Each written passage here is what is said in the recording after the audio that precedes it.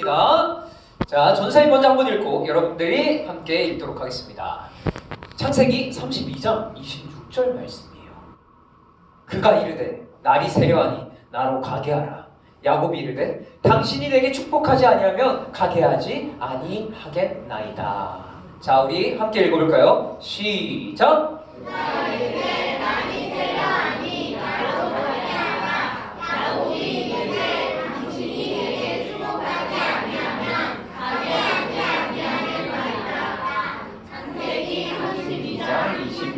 말씀. 아멘. 오늘 야곱에서 이스라엘로라는 제목으로 말씀을 전하도록 하겠습니다. 여러분, 지난주 이야기 기억이 나나요? 기억이 나요? 좋습니다. 자, 야곱이 어디에 있었죠? 어디에서 일을 했죠? 라반의 집, 외삼촌 라반의 집, 그 하란에서 몇 년 동안 있었나요? 20년, 14년 동안 있다가 거기에 6년 더해서 20년 동안 그렇게 열심히 일을 했습니다. 라반은 약속을 바꾸기도 하고 또 야곱을 속일 때도 있었지만 야곱은 묵묵히 일을 했습니다. 그러던 어느 날 하나님께서 야곱에게 말씀하셨어요. 너의 조상의 땅, 너의 족속으로 돌아가라. 내가 너와 함께 있을게. 야곱은 이 말씀을 믿고 아내와 아이들 그리고 모든 자신의 재산을 가지고 고향으로 돌아가려고 합니다. 그런데 여러분, 고향에 누가 있죠? 에서. 그렇죠. 야곱의 형 에서가 있잖아요. 에서랑 지금 야곱의 관계가 어땠죠? 안 좋아요. 야곱이 형을 막 속여서 형이 야곱을 죽이려고 해서 지금 여기까지 도망온 거잖아요. 그러니까 이렇게 고향이 가까워질수록 자꾸만 야곱은 형 에서가 막 떠오르는 거예요. 잠깐만. 내가 지금 고향에 돌아가려고 하는데 형 에서가 있잖아. 내가 그때 속여서 형이 이렇게 화를 냈는데 아직도 나한테 화가 나 있으면 어떡하지? 그래서 야곱은 종들을 통해서 먼저 형에게 소식을 전합니다. 자, 너 이렇게 가서 전해. 아이고 형님, 저 야곱입니다. 제가 그동안 외삼촌 라반의 집에 있었는데 이제 제가 돌아가려고 합니다. 아이고 형님. 이렇게 종을 통해서 먼저 메시지를 보냈어요. 야곱은 형의 마음이 조금이라도 풀리기를 바랬답니다. 그런데 돌아온 소식은 어땠나요? 주인님, 형 에서가 그 소식을 듣고 당신을 만나러 오는데 무려 사람 400명을 데리고 옵니다. 아니, 이게 무슨 일이야? 왜 400명을 왜 데리고 오지? 이 소식을 들은 야곱은 심히 두렵고 마음이 답답했습니다. 이거 어떡하지? 하나님께서 가라고 하셔서 가긴 가는데 이거 도망갈 수도 없고 어떻게 해야 되지? 야곱은 먼저 하나님께 기도합니다. 하나님, 저보고 고향으로 돌아가라고 하셨잖아요. 저한테 약속하셨잖아요. 근데 저는 지금 너무 두렵습니다. 저를 도와주세요.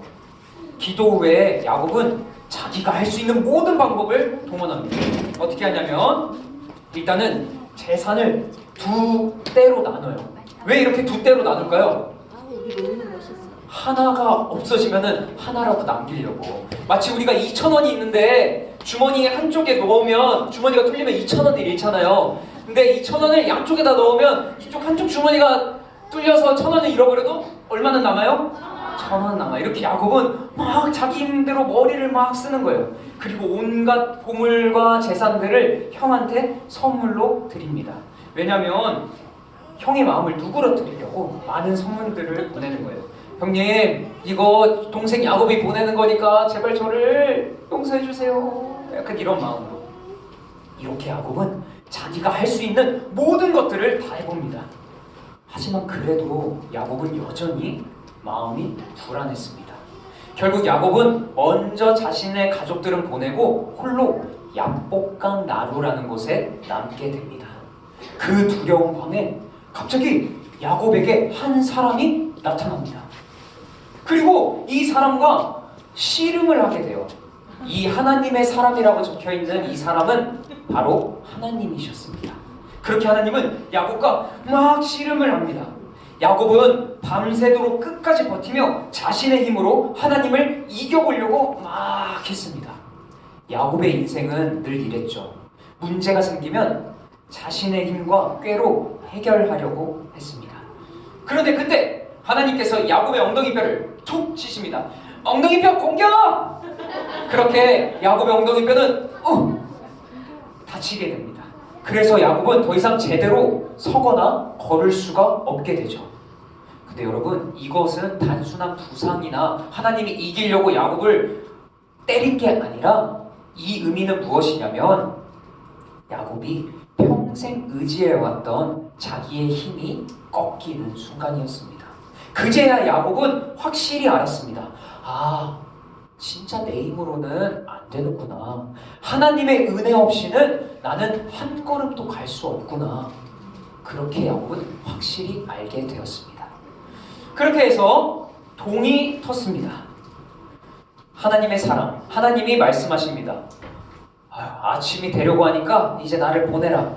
근데 야곱이 뭐라고 말할까요? 아니에요. 당신이 저를 축복해 주지 않으면 저는 절대로 보내지 않겠습니다. 이제 야곱은 더 이상 하나님을 이기기 위해 씨름하는 게 아니라요, 정말 살기 위해 하나님께 매달립니다. 하나님께서 이때 물으십니다. 그래? 네 이름이 무엇이냐? 야곱이 뭐라고 말할까요? 당연히 자기 이름 얘기하겠죠. 저는 야곱입니다. 그러자 하나님께서 뭐라 말씀하시냐면요, 읽어볼까요? 시작! 너는 하나님과 사람과 겨워 이긴 사람이다.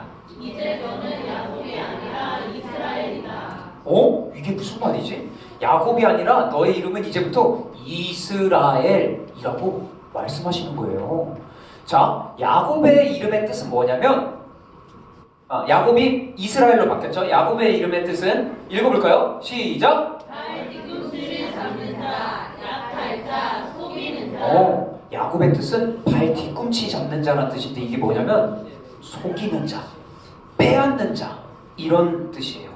그런데 이스라엘 뜻은 뭐라고요? 읽어볼까요? 시작! 하나님과 사람들과 겨루어 이긴 자. 이게 무슨 소리야? 하나님을 이겼다고? 이게 무슨 소리일까? 정말 여러분, 하나님이 힘이 없어서 야곱이 이겼다고 말씀하시는 걸까요? 정말 야곱이 하나님보다 힘세서 이겼다고 말씀하시는 걸까요? 하나님은 신이시고 이 땅을, 이 세계를 만드신 분인데 당연히 그런 뜻이 아니라, 마음만 먹으면 하나님은 야곱을 단순히 이기실 수 있죠. 하지만 하나님은 야곱을 너무 사랑하셔서 야곱이 자기 한계를 깨닫고, 그러니까 자기 힘에 안 된다는 걸 깨닫고 하나님을 의지할 때까지 기다려 주신 겁니다. 그러니까 마치 이런 거예요. 아빠가 어린 자녀랑 씨름할 때, 여러분 솔직히 아빠 이길 수 있어요? 못 이기죠. 근데 아빠가 막 바로 이길 수 있는데 그렇게 안 하고 아이의 눈높이에 맞춰서 그렇게 수준을 맞춰주는 것처럼 말입니다. 그러니까 하나님은 야곱을 내가 너 이겼다 이렇게 하시려는 게 아니라, 너는 내 도움 없이는 살 수 없는 사람이야, 이거를 깨닫게 하신 거예요. 그래서 여기서 우리는 이 사실을 알 수 있어요. 한번 읽어볼까요? 시작! 세상에서는 남을 이길 때 승리자라고 부르지만 성경은 하나님이 끝까지 함께하신 사람을 승리자라고 불러요. 여러분, 우리 승리했다 막 이렇게 게임할 때 우와 이겼다, 뭐 스포츠 할 때 이겼다, 이래서 세상에서는 남을 이기면 승리자라고 하지만 하나님은, 우리 자녀들은 어떨 때 승리자라고 하는 거냐면 하나님이 끝까지 함께 하신 사람이 승리자라고 말씀해 주시는 겁니다. 그래서 야곱아, 너가 이겼다라고 말씀하신 거에는 이러한 의미가 있습니다. 그리고 또 하나가 있어요. 이스라엘이라는 이름이 하나님과 사람들과 겨루어 이긴 자라는 뜻도 있지만 이런 뜻도 있어요. 읽어볼까요? 시작! 하나님이 싸우신다. 그러니까 이스라엘의 뜻은 하나님이 함께 싸워주시는 사람이라는 뜻도 됩니다. 그러니까 어떤 의미냐면 이런 의미예요. 하나님이 야곱아, 너 이름은 무엇이냐? 라고 부른 건, 야곱이 저는요 누군가를 빼앗으면서 누구 거를 이기면서 살 수밖에 없는 사람입니다, 이렇게 고백을 한 건데, 하나님이 이렇게 말하는 거예요. 아니야, 너는 그런 사람이 아니라 너는 내 자녀야. 너는 내가 함께하는 사람이야. 그러니까 이제 다시는 너가 약탈자, 속이는 자라고 하지 마. 너는 이스라엘이야 라고 얘기해 주시는 겁니다. 그날 이후 야곱은 다리를 쩔뚝쩔뚝 절게 됐어요. 그렇지만 그 걸음은 이전보다 더 당당해졌어요. 세상에서 이렇게 쩔뚝쩔뚝하면 뭐야 쟤 부족한가 봐 라고 얘기할 수 있지만 하나님이 함께 하시는 사람, 그러니까 야곱이 쩔뚝쩔뚝해도 그 걸음은 예전보다 더 당당하고 힘찬 걸음이 된 것입니다. 사랑하는 어린이 여러분, 우리도 살다 보면 두렵고 떨리는 순간을 만나게 됩니다. 너무 무서워. 쟤 왜 저래? 나 너무 힘들어. 이런 생각이 들게 됩니다. 그럴 때 우리 이 사실 한번 기억해 볼까요? 큰 소리를 읽어볼게요. 시작! 내 힘이 아닌 하나님의 힘으로 살아요. 모든 것을 혼자 해결하려고 하지 마세요. 하나님을 붙들고 하나님께로 나아가세요. 하나 더 있습니다. 큰 소리를 읽어볼게요. 지금까지 안 읽은 사람도 큰 소리를 읽어볼게요. 시작!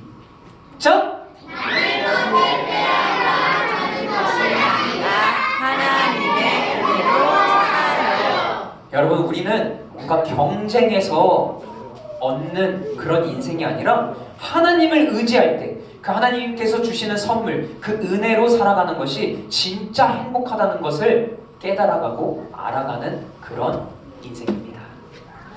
전도사님이 근데 한 가지 얘기를 안 했네. 그래서 야곱이 어떻게 됐을까요? 죽었어요. 에서가 만나니까 너 이제 드디어 만났다 이랬을까요?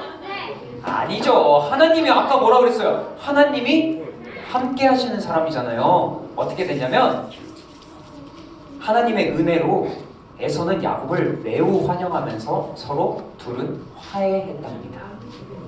자, 오늘 이렇게 해서 4주 동안 야곱의 인생을 한번 돌아보면서 하나님께서 어떻게 야곱을 하나님의 자녀로 다듬어 가시는지, 그 하나님이 우리의 하나님이라는 것을 4주 동안 우리 살펴보았어요. 자, 우리 마지막으로 정리할 겸 야곱의 삶을 돌아볼게요. 야곱이 옛날에는 어떤 삶이었죠? 맞아. 또 속이는 사람. 맞아요. 약탈자. 맞아요. 그런 야곱이 어떻게 됐다고요? 바뀌었어요. 어떻게 바뀌었죠? 하나님을 사랑하는 사람으로 바뀌었어요. 이렇게 하나님께서 야곱을 이스라엘로 바꾸신 것처럼 우리도 그렇게 만들고 계십니다. 이번 한 주간 내 고집과 내 힘을 모두 내려놓고 하나님을 꼭 붙들고 하나님을 사랑하는 우리 감자교회 어린이들 되기를 축복합니다. 기도하겠습니다.